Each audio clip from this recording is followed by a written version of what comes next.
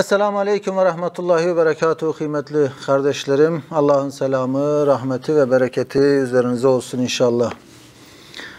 Malumunuz içinde bulunduğumuz zor zamanlarda hakikaten insanın alım gücünün iyiden iyiye düştüğü ve gerçekten fakir fukaranın artık evin geçimiyle ilgili ihtiyaçlarını karşılayamadığı bir süreçteyiz.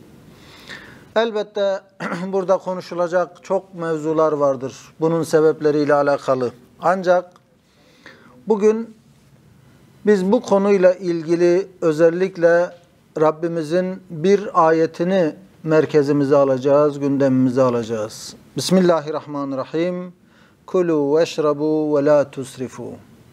Yiyiniz, içiniz, israf etmeyiniz buyuruyor Rabbimiz. Evet, bu zor zamanlarda bu sıkıntılı süreci atlatabilmenin bir formülü aslında israftan kaçınmak. Yani iktisatlı yaşamak, hayatı iktisat çerçevesinde yaşamak. Şu ayet-i kerime iktisada kat'i emir ve israftan nehy-i sarih suretinde, yani açıkça israfı yasaklamak suretinde gayet mühim bir hikmet dersi veriyor. Bu meselede 7 nükte var. Birinci nükte, Halık-ı Rahim nevi beşere verdiği nimetlerin mukabilinde şükür istiyor. Elbette şöyle yüzümüzü çevirip baktığımızda aslında dört bir taraftan üzerimize nimetlerin yağdırıldığını, Rabbimizin nimetleriyle, o merhametinin ve kereminin eseri olan nimetleriyle adeta bizi çepeçevre sardığını görürüz. Gökteki güneşten, topraktaki ağaca, hayvanlardan, bitkilere, her şeyin insana hizmet ettiğini, insan için birer nimet vesilesi, sebebi olduğunu görürüz. Küçücük bir mide verilmiş olan insana adeta yeryüzü bir sofra şeklinde sunulmuş.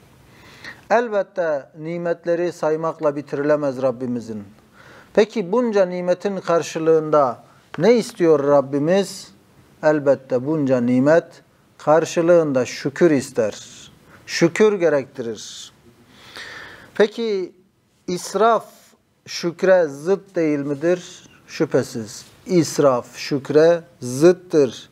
Nimete karşı da hasaretli bir istihfaftır. Yani israf etmek, nimeti hafife almaktır. Nimetin kıymetini bilmemektir. Peki nimeti hafife alan birisi, o nimetin gerektirdiği şükrü hakkıyla eda edebilir mi? Asla. İşte iktisat ise nimete karşı ticaretli bir ihtiramdır. İktisat eden o nimete karşı hürmet ediyordur. O nimetin kadrini, kıymetini biliyor demektir. Evet, iktisat hem bir şükrü manevi, hem nimetlerdeki rahmet-i ilahiyeye karşı bir hürmet, hem kat'i bir surette sebebi bereket, hem bedene perhiz gibi bir medar-ı sıhhat, hem manevi dilencilik zilletinden kurtaracak bir sebebi izzet, hem nimet içindeki lezzeti hissetmesine ve zahiren lezzetsiz görünen nimetlerdeki lezzeti tatmasına kuvvetli bir sebeptir. İşte bütün bunlar iktisadın neticesidir. Bir, iktisat manevi bir şükürdür dostlar. İktisat eden o malın kıymetini biliyor demektir.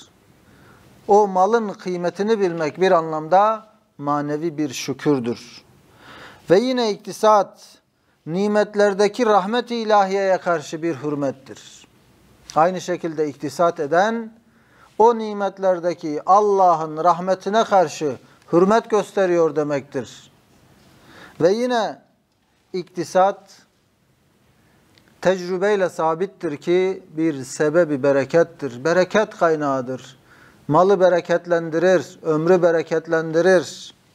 Hem aynı zamanda iktisat bedene de bir perhizdir, bir sıhhat sebebidir.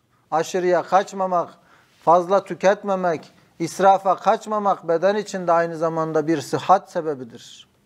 Ve iktisat insanı manevi dilencilik zilletinden kurtaracak bir izzet sebebidir. İktisat sahibi izzetlidir. İsraf edenler zillete düşerler. İsraf edenler ağırlıklı bakın etrafınıza, onlar el açarlar. Onlar el pençe divan dururlar. Çünkü israf ettikçe ihtiyacı artar. O ihtiyaçlarını karşılamak için bazen izzetinden fedakarlık yapar. İzzetini heba eder ya da feda eder. Evet ve yine iktisat nimetlerdeki hakiki lezzeti tatmaya bir vesiledir. İsraf ettiğimiz zaman yani sürekli tükettiğimiz zamanlarda o nimetlerdeki gerçek lezzeti tatmaktan mahrum kalıyoruz. İsrafın böyle bir sonucu var. Ama iktisatlı olduğumuz zaman nimetlerin de gerçek manada lezzetini tadabiliyoruz. Bunun da bir sebebidir, bir vesilesidir iktisat. İşte israf ise bu saydığımız, bu zikredilen hikmetlere muhalif olduğundan vahim neticeleri var kardeşlerim. İkinci nükte, Fatır-ı Hakim, her şeyi hikmetle yaratan Allah, insanın vücudunu mükemmel bir saray suretinde yaratmış. Ve düşünün, ağızdaki kuvve-i zayikayı, yani o tad alma duyusunu bir kapıcı hükmünde yaratmış. Cesede nispeten, maddi vücuda nispeten ağız ya da tad alma duyusu bir kapıcı hükmündedir. Asap ve damarlar yani sinirler ve damarlar da adeta birer telefon veya telgraf telleri gibidir. Kuvve-i zayika ile merkezi vücuttaki mide yani tad alma duyusu ile ağız ile mide arasındaki bir haberleşme vasıtasıdır asap ve damarlar. Ki ağza gelen maddeyi o damarlara haber verir. Bedene ve mideye lazımı, lüzumu yoksa yasaktır der, dışarı atar. Bazen de bedene menfaati olmamakla beraber zararlı ve acı ise hemen dışarı atar, yüzüne tükürür. İşte madem ağızdaki kuvve-i zayika bir kapıcı hükmündedir, bir kapıcıdır ve mide cesedin idaresi noktasında bir efendi ve hakimdir. Şimdi insan vücudunu bir saray gibi düşünüyoruz. O sarayın kapıcısı kuvve-i zayika oldu, tad alma duyusu oldu, ağzımız oldu ve o sarayın efendisi, hakimi mide oldu. Evet, cesedin idaresi noktasında hakim midedir. Öyle bir konumdadır, efendi konumundadır. Şimdi o saraya, o şehre gelen ve sarayın hakimine verilen hediyenin 100 derece kıymeti varsa, şu vücut bir saray gibi düşünüldüğünde vücudun efendisi mideydi. Mideye gelecek, vücudun efendisi olan mideye gelecek bir hediyenin kıymeti 100 derece ise kapıcıya bahşiş nevinden ancak 5 derecesi muvafık olur. Ancak 5 derecesi uygun düşer. Daha fazla olmaz. Neden daha fazla olmaz? Çünkü daha fazla verildiği zaman kapıcı gururlanır, baştan çıkar, vazifeyi unutur ve fazla bahşiş veren ihtilalcileri saray dahiline sokar. İşte bu yüzden şu vücut sarayının kapıcısı hükmündeki kuvve-i zayikaya hediye nevinden ancak 5 derece düşer. Hakime 100 derece ise kapıcıya 5 derece düşer. Ta ki gururlanmasın, baştan çıkıp vazifesini unutup saraya ihtilalcileri, isyan çıkaracak olanları almasın. İşte bu sırra binaen 2 lokma farz ediyoruz.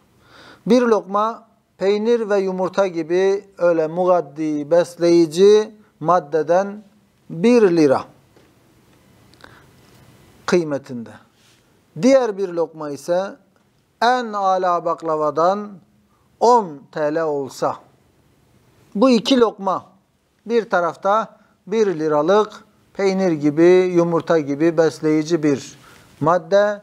Diğer tarafta 10 TL değerinde bir âlâ bir baklavadan, en kaliteli baklavadan bir dilim. 1'e 10. Bu 2 lokmayı şöyle düşünelim. Ağza girmeden evvel beden itibariyle farkları yoktur. Musavidirler. İkisi de eşit birer lokmadır. Ağza girmediği müddetçe. Boğazdan geçtikten sonra da cesedi beslemesinde de yine musavidirler, eşittirler. Hatta bazen peynir ve yumurta gibi gıdalar diğerinden çok daha besleyici olurlar. Yalnız fark nedir peki? Fark sadece ağızdaki kuvve-i zâikayı, şu damak tadı dediğimiz şey var ya, yarım dakikalık bir şey. İşte o kuvve-i zâikayı okşamak noktasında bir fark var. Yarım dakikalık bir fark.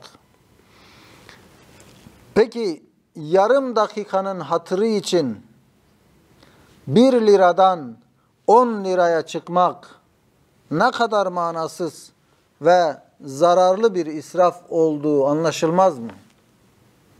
Sadece yarım dakikalık bir fark. Ağza girmeden önce lokma itibariyle 1'dirler. Ağızdan indikten sonra vücudu beslemede de en iyi ihtimalle musavi olsunlar, eşit olsunlar ki diğerleri daha besleyicidir hakikatte.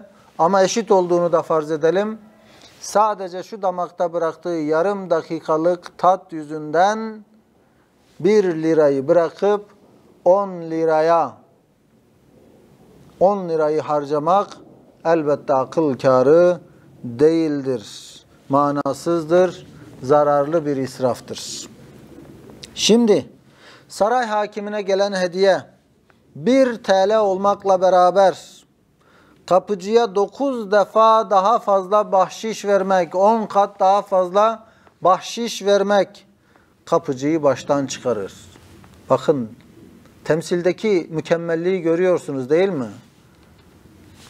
Kapıcı ve efendi, kapıcıya çok daha az verilmesi gerekirken kapıcıya efendiye verilenden daha fazlası veriliyor.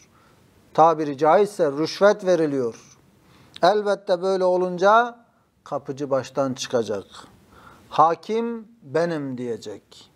Kim fazla bahşiş ve lezzet verse onu içeriye sokacak, ihtilal verecek, yangın çıkaracak. Aman doktor gelsin, hararetimi teskin etsin, ateşimi söndürsün dedirmeye mecbur olacak. Evet. İşte vücudun hakiki manada ihtiyacı olmadığı halde sırf damakta bıraktığı o kısacık süredeki o zevk için, o tat için aldığı rüşvetten dolayı bu sefer her türlü yasak maddeyi içeriye dahil edecek. Tıpkı bir saraya rüşvet yoluyla isyancıları koyan, isyancılara müsaade eden bir kapıcı hükmünde baştan çıkacak ve kendisini o bedenin, o sarayın hakimi görecek. Her geleni verdiği rüşvetten dolayı içeriye dahil edecek ve içeride isyan çıkacak. Vücutta elbette bir sürü hastalığa sebep olacak. Evet, işte iktisat ve kanaat, hikmet-i ilahiyeye tevfik-i harekettir. Hikmet-i ilahiyeye uygun hareket etmektir iktisat ve kanaat. Allah her şeyi hikmetle yaratmıştır. İşte dedik ya, vücudu da bir saray suretinde yaratmışsa, şu kuvve-i zâikayı maddi ceset itibariyle düşündüğümüzde, manevi boyutu elbette değişir, birazdan göreceğiz. Ama maddi ceset itibariyle bir kapıcı hükmünde, diğeri vücudun idaresi noktasında efendi hükmünde. O zaman hikmet-i ilahiye neyi gerektirir? Makama göre muameleyi gerektirir. İşte kapıcıyı efendinin üzerinde bir konuma getirmek, hikmet-i ilahiyeye uygun hareket etmek demek değildir. İşte iktisat ve kanaat demek ki tevfik-i ilahiye, hikmet-i ilahiyeye uygun hareket etmektir. Kuvve-i zâikayı kapıcı hükmünde tutup ona göre bahşiş vermektir. İsraf ise o hikmete zıt hareket ettiği için çabuk tokat yer, mideyi karıştırır. İştihayı hakikiyi kaybeder. Evet, az önce dedik ya, iktisat nimetlerdeki gerçek lezzeti tatmaya bir vesiledir. İşte israf da demek ki nimetlerdeki lezzeti kaybettirir, hakiki iştahı kaybettirir. Tenevvü etimeden gelen, yani beslenme çeşitliliğinden sürekli bir oradan bir buradan abur cubur dediğimiz şekilde canı ne zaman ne isterse bir şeyler almak, atıştırmak nevinden gelen suni bir iştihai kazibeyle, yalancı bir iştahla yedirir, hazımsızlığa sebebiyet verir ve hasta eder. İşte iktisadın bedene olan faydası, mide hak ettiğini alacak, kapıcı da hak ettiği kadarını alacak. Kapıcının o lezzeti için fazla verildiği zaman işte şu vücutta adeta yangın çıkacak, ihtilal çıkacak, hastalıklar baş gösterecek. Birçoğumuzun belki de muzdarip olduğu rahatsızlıkların ana sebebi araştırıldığında emin olun aşırı tüketmekten, fazla yemekten, beslenme bozukluğundan kaynaklı olduğu görülecektir. Üçüncü nükte. Şimdiye kadar biz ne dedik kardeşler? Kuvve-i zâika, yani damak, ağız kapıcı hükmündedir dedik. Ama maddi ceset itibariyle, maddi cesedin idaresi itibariyle bu böyledir. Ehli gaflet ve ruhen terakki etmeyen ve şükür mesleğinde ileri gitmeyen insanlar için bir kapıcı hükmündedir.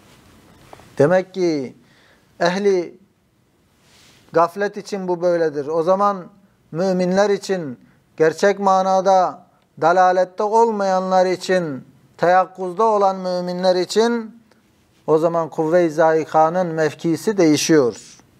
Şükür mesleğinde ileri giden ve ruhen terakki eden, ruhen artık yücelmiş insanlar için bir kapıcı hükmünde değildir. Onun hükmü daha farklı. İşte onun telezzüzü hatırı için israfata ve 1 dereceden 10 derece fiyata çıkmamak lazım ehli gaflet nazarındaki kuvve-i zâika için. Yani şükür mesleğinde ileri gitmeyenler için o kuvve-i zâikanın hatırı için birden ona çıkmamak gerekir. Fakat hakiki ehli şükrün ve ehli hakikatin ve ehli kalbin kuvve-i zâikası rahmet-i ilahiyenin matbahlarına, mutfaklarına bir nazır ve bir müfettiş hükmündedir. Bir sultanın mutfağında bir müfettiş makamını düşünün. Rabbimizin yeryüzü sofrasında, yeryüzü mutfağında da kuvve-i zâika, ehli şükür için diyoruz bunu, bir müfettiş hükmündedir.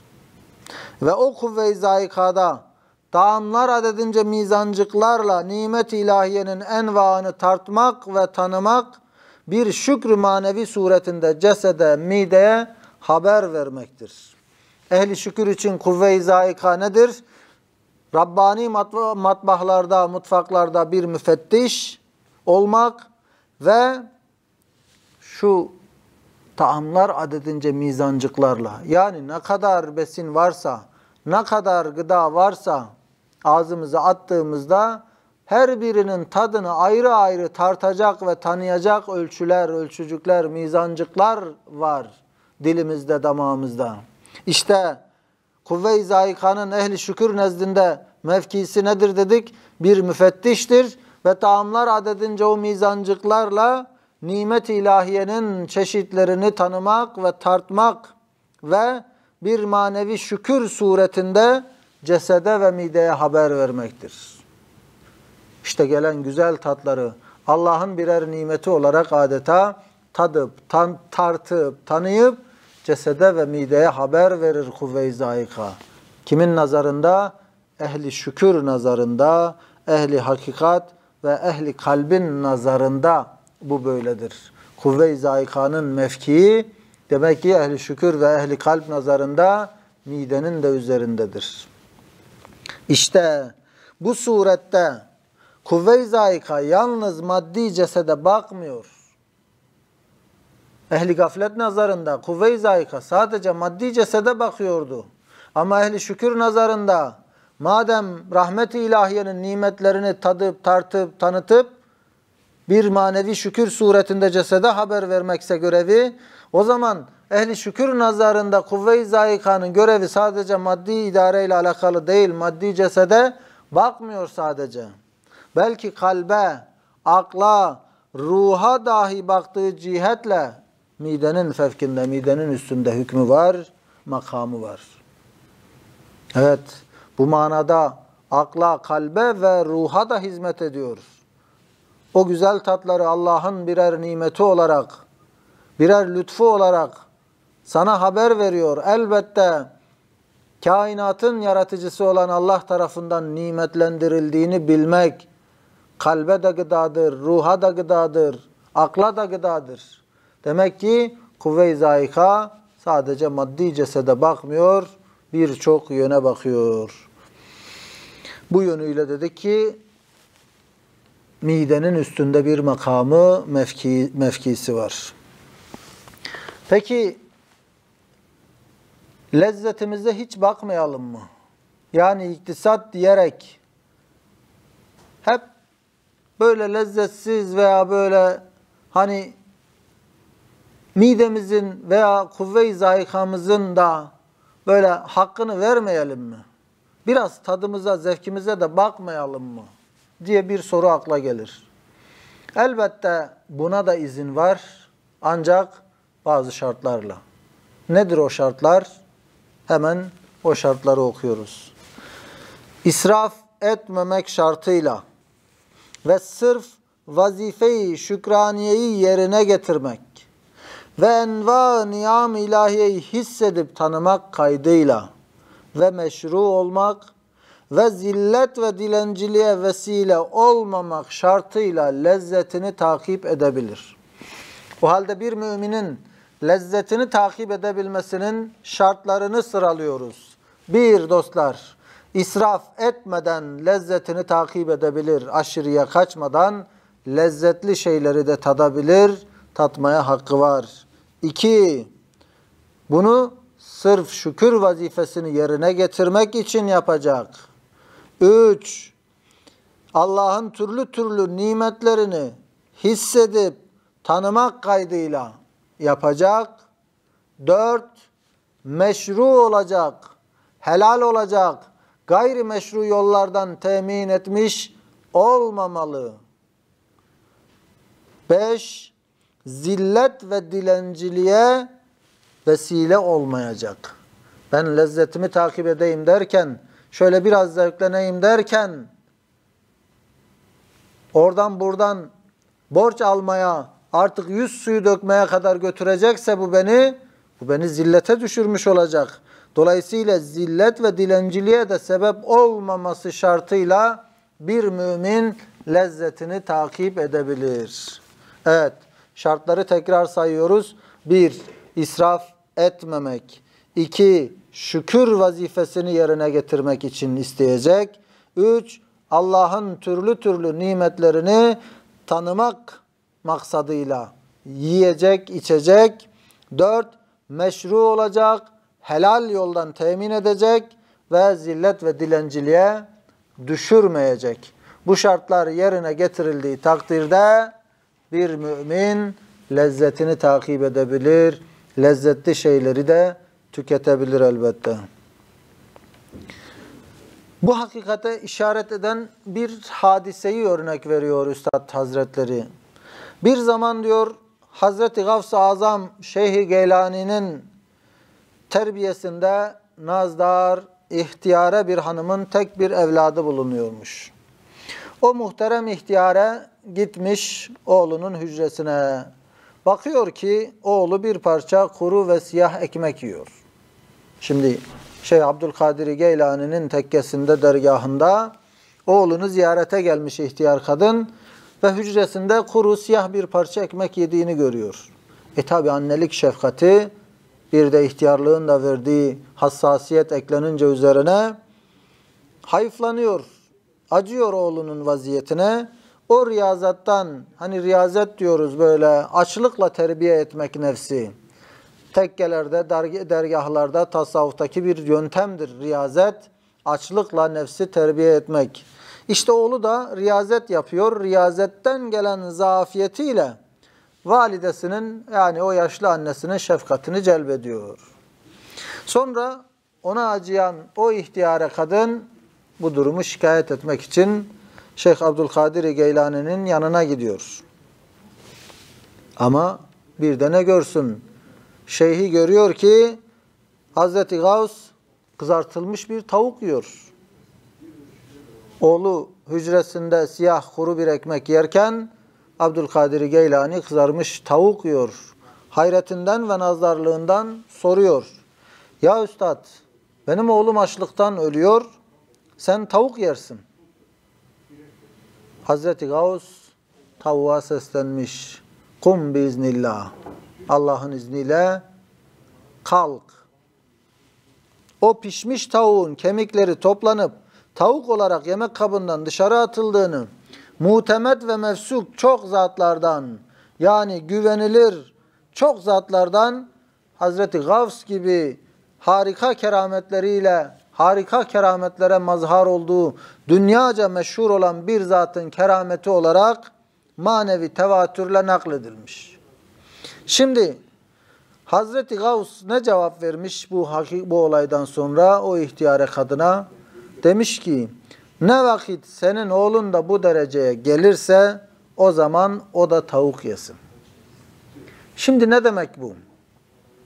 Bu verdiğimiz misal, bu verdiğimiz örnekten şu anlaşılır. Yani Hazreti Gavs'ın o kadına söylediği sözün, emrin manası şudur ki, ne vakit senin çocuğun da bu seviyeye gelse derken, yani ne vakit senin oğlun da ruhu cesedine, kalbi nefsine, aklı midesine hakim olsa ve lezzeti de şükür için istese, o vakit leziz şeyleri yiyebilir. İşte demek ki lezzetli şeyleri yiyebilmenin, yani bu dünyada biz de biraz zevk-ü sefamıza bakalım diyebilmenin şartı demek ki buymuş. Ruhumuz cesedimize galipse, yani ceset ruhu kendisine mahkum etmemişse, ceset ruhu takip ediyorsa, ruhun boyunduruğu altına girmişse, kalp nefsine hakimse ve akıl da mideye hakimse, o zaman lezzetli şeyleri takip etmekten zarar gelmez. Tam tersine şükür mesleğine birer katkıdır. İnsanın farklı lezzetleri, nimetleri tatması, tanıması elbette onun Rabbine karşı daha şakir bir kul olmasına da bu yönüyle vesile olur. Ancak söylediğimiz şartların yerine gelmesi şartıyla diyoruz. Allah'a emanet olunuz. Ve ahiru davanen elhamdülillahi rabbil alemin.